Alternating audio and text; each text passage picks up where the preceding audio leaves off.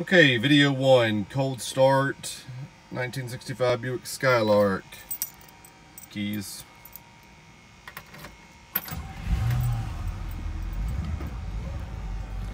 Hopefully everybody can hear that. We are started.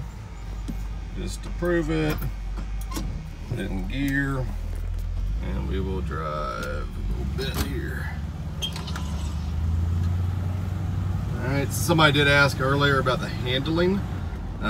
It's really not bad.